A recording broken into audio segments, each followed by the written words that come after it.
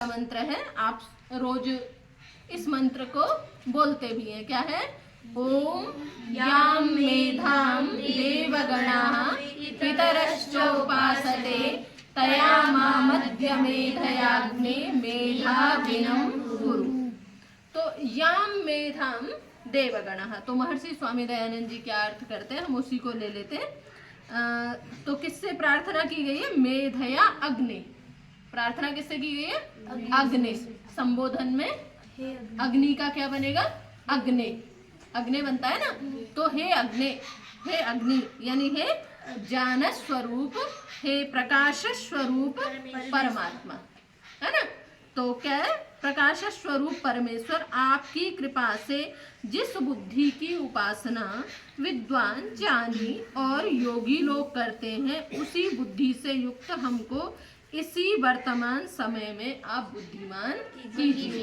यानी क्या है? स्तुति प्रार्थना। तो क्या प्रार्थना है? याम मेधाम देवगणाः। याम माने जिस, याम का मतलब क्या है? जिस। या ये यह, याम ये यह, तो याम मेधाम, जिस मेधाम बुद्धि की, क्या है? देवगणाः पितरश्च उपासते। दो विशेषण दिए। कौन कौन उस बुद्धि की उपासना करते थे, चाहना करते थे? तो एक तो है देवगणाः, देवता लोग, और दूसरे कौन? पितरः। पितर लोग जो है जिस बुद्धि की उपासना करते थे, यानी जिस बुद्धि को चाहते थे, तया तया तया कया बुद्धिया, तया बुद्धिया, उस बुद्धि से माम अद्य, मुझे अद्य आज क्या करो? मेधाविनं कुरु, मेधावी बना दो। जिस बुद्धि को हमारे पूर्वज लोग चाहते थे, जिस बुद्धि को भगवान श्री राम ने चाहा, जिस बुद्धि को भगवान श्री कृष्ण ने चाहा, जिस बुद्धि को महर्षि मनु ने चाहा, जिस बुद्धि को ब्रह्मा जी ने चाहा, ये सब हमारे पूर्वज है ना। तो यहाँ पे दो विशेषण दिए थे, एक तो देवगण और दूसरे पितर, है ना। तो देवगण, देव और पितर किसको बोलते हैं? देव किसको बोलते हैं? देवता। देवता माने जो देते हैं, यानी जो दिव्य गुणों से युक्त है।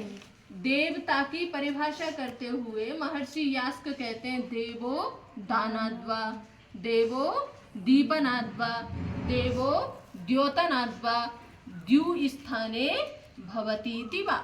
यानी जो भी देते हैं, देव कौन है?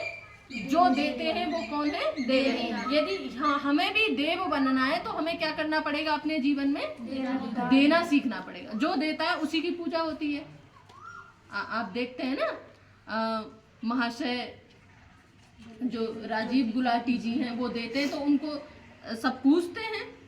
अब यदि वो दे नहीं, ऐसे तो धन तो सबके पास में, अंबानी, बिड़ला, ये सब सबके पास में धन है, वो अपने धन को छुपा करके रख लें तो कोई उनको पूछेगा? नहीं। कोई उनको पूजेगा? नहीं। कोई उनको स्टेटस पे लगाएगा? नहीं लगाएगा, कोई भी नहीं पूछेगा। जो देता है उसी को पूछा जाता है। सूर्य अपनी रोशनी को छुपा करके रख ले, कोई पूछेगा उसको? नहीं। कोई सूर्य को, वैसे तो वो गलत है, जल चढ़ाते हैं ना, खड़े होकर के सूर्य की उपासना करते हैं। क्यों करते हैं? क्योंकि वो प्रकाश देता है, और वो भी बिना किसी शुल्क के, बिना किसी अपेक्षा के प्रकाश देता है। इसीलिए क्या करते हैं? सूर्य की पूजा करते हैं, उपासना करते हैं, उसको हर क्रियाक्रम में क्या करते हैं? याद करते हैं। क्यों याद करते हैं? क्योंकि वो देता है। जो देता है वो याद किया जाता है, स्मरण किया जाता है, पूजा जाता है। यानी जो देता है, देने का जहाँ प्रवृत्ति आ जाती है, देने का जहाँ स्वभाव आ जाता है, वहाँ दिव्यता आने लग जाती है, दिव्य गुण युक्त हो जाते हैं। तो देना चाहिए। हम यहाँ बैठे हुए हैं इस परिसर में, इस गुरुकुल में, हमें लोग दे रहे हैं, है ना।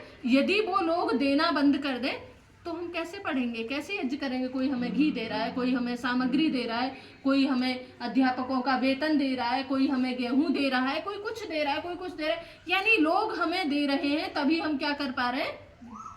विद्या अर्जित कर पा रहे हैं। अब हम लेते रहें दे नहीं तो हम क्या हो जाएंगे, कर्जदार हो जाएंगे, ऋणी हो जाएंगे। तो मतलब मैं आप लोगों से कह रही हूँ, जब तुम्हारी विद्या पूरी हो जाए, संकल्प लीजिएगा कि मुझे समाज ने क्या किया है, दिया है, समाज के देने से मैं यहाँ तक पहुंची हूँ, तो मुझे उस समाज के ऋण को उतारना है, यानी मुझे देना है।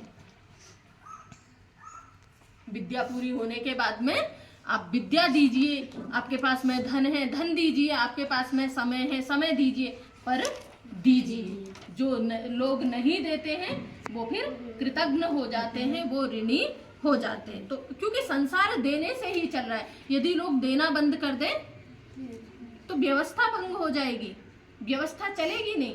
व्यवस्था को बनाए रखना है तो देने की प्रक्रिया को भी निरंतर बनाए रखना पड़ेगा। तो देना है, तो किसकी कौन प्रार्थना करते हैं, देवगुण देवगण। एक ग्रंथ है शतपथ ग्रंथ, ब्राह्मण है शतपथ ब्राह्मण, यजुर्वेद का ब्राह्मण है, वहां पर देवता को कहा है विद्वांसो वै देवा। वहां देव किसको माना है, विद्वांसो वै देवा, यानी देव कौन है, जो विद्वान है वो क्या है, देव है। तो देव की दो परिभाषाएं हो गई, जो देता है वो देव और जो विद्वान है वो देव। क्योंकि विद्वान देता है, विद्वान समाज को ज्ञान देता है, विद्वान समाज को नए नए आविष्कार करके देता है, नई नई टेक्नोलॉजी देता है। तो विद्वान यानी विद्वान बने हम, देव बने हम, दिव्य गुणों युक्त बने हम, देने वाले बने। और दूसरा कहा पितरश्च उपासते, और जो हमारे पितर हैं, जिन्होंने संसार का पालन पोषण किया, या जो हमारे पूर्वज हैं, वो क्या है, पितर हैं। तो जिस बुद्धि को हमारे पूर्वजों ने चाहा है, जिस बुद्धि की चाहना, जिस बुद्धि की प्रार्थना, जिस बुद्धि के लिए हमारे ऋषि महर्षि मुनियों ने तपस्या की है, हे परमपिता परमात्मा मुझे भी उसी सद्बुद्धि से क्या कर दीजिए, युक्त कर दीजिए, मुझे भी वैसा ही बुद्धिमान बना दीजिए। अब जब भी आप इस मंत्र का पाठ करेंगे तो आपके मन में भाव क्या होगा, हे ईश्वर, जिस बुद्धि की चाहना देवता लोग करते हैं, पितर लोग करते हैं, उसी बुद्धि से युक्त मुझे बुद्धिमान बना दीजिए, मेधाविनम कुरु, मुझे मेधावी बना दीजिए। सभी ऐसी ही प्रार्थना किया करेंगे रोज सुबह शाम। आप गायत्री मंत्र बोलते हैं, गायत्री मंत्र में भी बुद्धि की ही प्रार्थना की गई है ना। ये दुनिया का यदि सबसे अच्छा कोई पदार्थ है तो वो क्या है, बुद्धि है, सर्वोत्तम पदार्थ है। जिसके पास में बुद्धि है, बुद्धिर्यस्य बलम तस्य, जिसके पास बुद्धि उसके पास बल। निश्चित मानिए इस दुनिया को कुछ बुद्धिमान लोग ही चला रहे हैं, धनी लोग नहीं चला रहे। दुनिया को कौन चला रहे हैं, बुद्धिमान लोग चला रहे हैं। जो नीतियों का निर्धारण करते हैं वो कौन करते हैं, बुद्धिमान लोग करते हैं। तो बुद्धिमान होना चाहिए।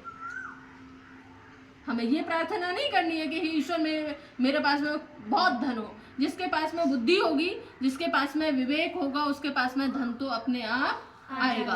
तो हमें क्या मांगना है ईश्वर से, बुद्धि मांगनी है। और बुद्धि भी कैसी है, मेधावी बुद्धि, सद्बुद्धि की चाहना, प्रार्थना जो है हमें परमपिता परमात्मा से करनी है। तो ये इस मंत्र में हो गया, ठीक है। अगला मंत्र है, यानी प्रार्थना कैसी हो, हमारी स्तुति कैसी हो, वो इन मंत्रों में बताया जा रहा है। तो ये प्रार्थना है। प्रार्थना हमें कैसी करनी चाहिए, ऐसी प्रार्थना नहीं करनी चाहिए जिया मांगने लग जाए आस्था के लिए, कि आस्था की क्या एक टांग टूट जाए, आस्था की कॉपी खो जाए, है ना, आस्था को ये मंत्र याद ना हो, तो फिर ये प्रार्थना कैसी हो जाएगी, अच्छी प्रार्थना नहीं है। यानी प्रार्थना कैसी करनी चाहिए वो बता रहे महर्षि स्वामी दयानंद जी, कि हमें प्रार्थना किस प्रकार की करनी चाहिए। यानी अभी जिया कह रही होगी, हे भगवान जल्दी से मातोश्री आ जाए और मुझे ले जाए। हाँ, आस्था जी भी ऐसा ही कुछ सोच रही होंगी, ऐसा ही कुछ विचार चलता है ना, कब पिताजी आएंगे, कब माताजी आएंगी और कब हम घर जाएंगे। हाँ, ऐसा चलता रहता है ना। तो या हम ये मांगते होंगे कि हे भगवान ये पेड़ भी चल जाते, हम इन पर बैठ जाते, या कोई ऐसी टेक्नोलॉजी होती हम इसमें बैठते और उड़ करके घर पहुंच जाते, और जैसे ही गुरुकुल में घंटी लगती हम तुरंत आकर के उपस्थित हो जाते। करते होंगे ऐसा, है ना। चलता होगा, हम भी जब बच्चे थे हमारे मन में भी ऐसा चलता था।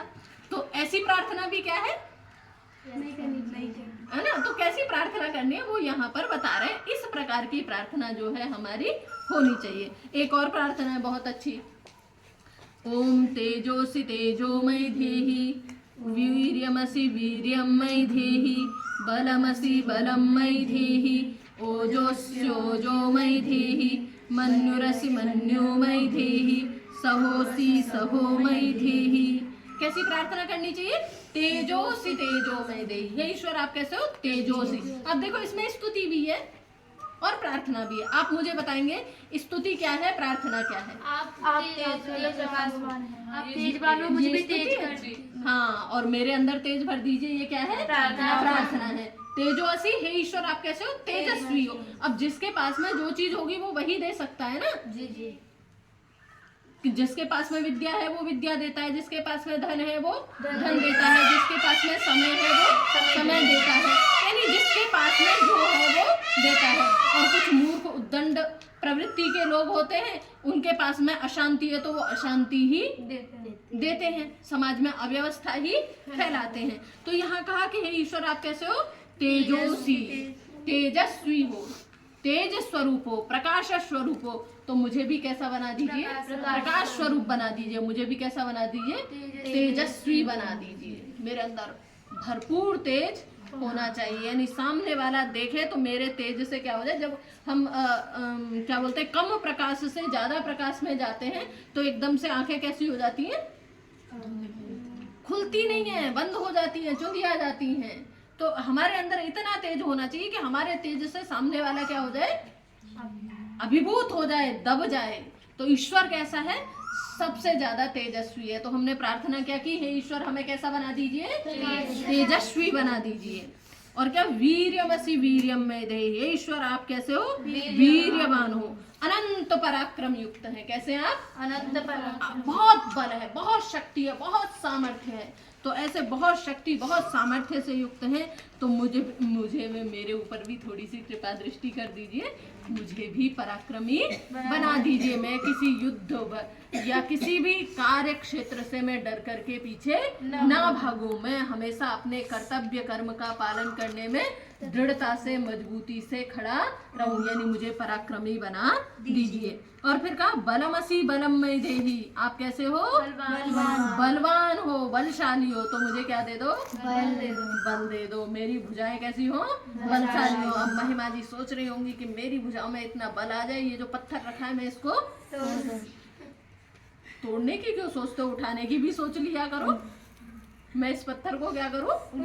उठा लूं, है ना। जैसे हनुमान जी के बारे में आता है ना, उन्होंने पूरा का पूरा पहाड़ी उठा दी। वैसे संभव है? फिर क्या किया? आकार बढ़ेगा नहीं, देखो कुछ जो है अतिशयोक्तियां होती हैं। जैसे कोई व्यक्ति जो है बहुत शोर कर रहा हो तो क्या बोलते हैं तुम लोग? क्या पूरा गुरुकुल सिर पर उठा लिया? क्या उसने सच में सिर पर गुरुकुल उठा लिया? नहीं। क्या मतलब है? यानी इतना शोर कर दिया। अब उनको दवा औषधियां समझ में नहीं आई, तो उस पहाड़ पे जितनी प्रकार की वैरायटी की औषधियां थी उन्होंने सारी प्रकार की औषधियों में से ले लिया। तो वो कहते हैं ना, पहाड़ सिर पे उठा लिया। ये है पहाड़ सिर पे उठाना। जैसे गुरुकुल सिर पे उठाना, वैसे ही पहाड़ उठा दिया। समझ में आ गई बात? तो ये क्या है? भाषा में अलंकारों का बहुत प्रयोग होता है, और दैनिक जीवन में हम बहुत अलंकारों का प्रयोग करते हैं, अतिशयोक्तियों का प्रयोग करते हैं। जैसे कोई ज्यादा भोजन ले आए तो फिर क्या बोलते हैं? और नहीं बचा था? हाँ, भगोना ला के रख देते, कहते हैं ना। क्या है ये? अतिशयोक्ति है ना। तो ऐसे ही वहां पर भी क्या है? वो अतिशयोक्ति है। ठीक है। तो ईश्वर कैसा है? बलशाली है। मुझे भी क्या कर दो? बलवान बना दो। एक बार हमारे साथ में घटना हुई, हम ना सिल खरीदने गए थे, मैं और कीर्ति जी। वो सिल जो है ना अभी वाली, हमारी पुरानी वाली सिल बालकों ने तोड़ दी। तो हम सिल खरीदने गए, मेला लगा हुआ था एक ग्लास का। हमने कहा भैया ये बहुत सारी सिल देखी, तो हमने पूछा आकार प्रकार देख करके, ये ठीक सी लग रही है। पूछा, मैंने कहा भैया कैसे क्या?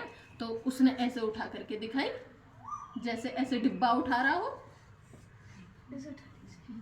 बहुत आराम से। भैया उसका रोज का काम, हमें लगा ये तो बड़ी हल्की है, ये सिल कारगर होगी भी या नहीं होगी, पर हमने फिर भी क्या है उसको ले लिया। अब हमने भी उसको एक हाथ से उठाना चाहा, उठी ही नहीं। तो मतलब क्योंकि उसको तो प्रैक्टिस थी, उसका रोज का काम था, तो उसके अंदर क्या था, उसके अंदर उतना सामर्थ्य था, बल था, लेकिन हमारे अंदर वो सामर्थ्य, वो शक्ति नहीं थी। हमें लगा जैसे उसने हल्की होगी, उसने यूं एक हाथ से उठा दी, अब हम उठाने लगे तो हमसे नहीं उठी। तो हम यहाँ प्रार्थना क्या करें, हे ईश्वर हमारी भुजाओं में क्या हो, बल हो, आप बलशाली हो तो मेरे अंदर भी क्या कर दो, बल को धारण करा दो। और फिर क्या, ओजस्यो जो मैं देही, हे ईश्वर आप कैसे हो, ओजस्वी हो, आपके अंदर जो है अनंत ओज है, तो आप क्या करो मुझे भी ओजस्वी बना दीजिए। ठीक है। और फिर क्या, मन्यु रसी मन्यु में ढेही, आप क्या हो, मन्यु। देखो दो शब्द होते हैं, एक क्रोध होता है और एक मन्यु होता है। क्रोध और मन्यु में अंतर क्या है,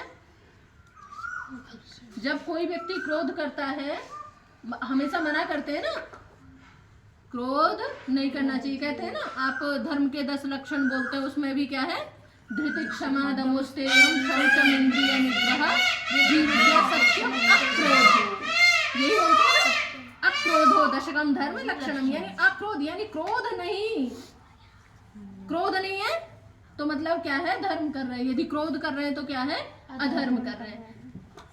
लेकिन मन्यु में भी क्रोध ही होता है, पर उस क्रोध में और मन्यु में अंतर है। जैसे तुम्हारे ऊपर जो किया जाता है वो क्या होता है, यानी जब किसी के हित चिंतन के साथ में, जब किसी के हित चिंतन के साथ में उसकी सुधार की भावना से जो किया जाता है वो क्या होता है, क्रोध, मन्यु होता है। और क्रोध में और मन्यु में ये अंतर है, जब व्यक्ति क्रोध करता है तो अंदर से विचलित हो जाता है, लेकिन मन्यु करता है तो व्यक्ति, क्रोध उसमें भी है, सामने वाले को बिल्कुल ऐसा ही लग रहा है क्रोध है, लेकिन उसमें वो विचलित नहीं होता, अंदर से बिल्कुल शांत स्थिर है। और क्रोध करेगा तो अंदर ही अंदर धधकता रहेगा, इसीलिए क्रोध नहीं करना चाहिए। यानी क्रोध करने वाला बाहर वाले को तो क्या जलाएगा, अपने आप को ही जला लेता है। जैसे आग के संपर्क में कोई फूल आ जाए, पेड़ आ जाए तो क्या हो जाता है, मुरझा जाता है, देखा है ना, जल जाता है। ऐसे ही हमारे अंदर भी होता है, जब हम क्रोध करते हैं तो हमारे अंदर भी ऐसे फूल पत्तियां हैं, वो भी क्या हो जाती हैं, मुरझा जाती हैं। जो हमारी नसें हैं वो क्या हो जाती हैं, सिकुड़ जाती हैं। जैसे कोई पाइप आ जाए तो क्या हो जाता है, अग्नि के संपर्क में आकर के सिकुड़ जाता है ना, तो हमारी नस नाड़ियां भी क्या हो जाती हैं, संकुचित हो जाती हैं। इसीलिए क्रोध नहीं करना चाहिए, बिल्कुल भी नहीं करना चाहिए।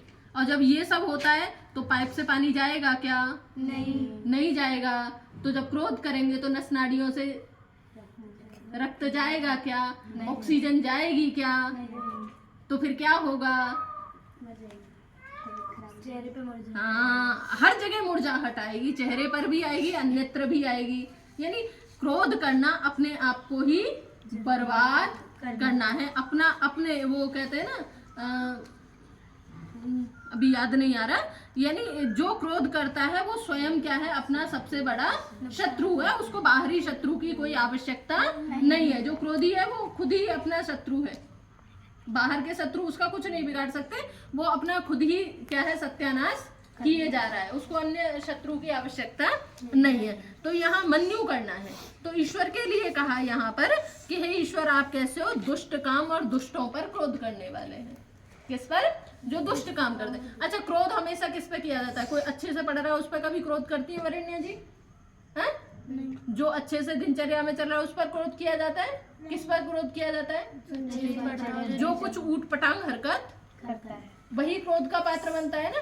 तो यानी क्रोध हमेशा गलती पर। तो यहाँ पर ईश्वर से क्या करें, आप दुष्ट काम करने वालों पर क्रोध करते हो, है ना, तो मुझको भी वैसा ही कीजिए। यानी कोई गलत कर रहा है तो मुझे भी क्रोध आना चाहिए। पहलगांव में जो मारे गए हैं निर्दोष टूरिस्ट, उनके ऊपर जो हुआ है उस पर क्रोध होना चाहिए।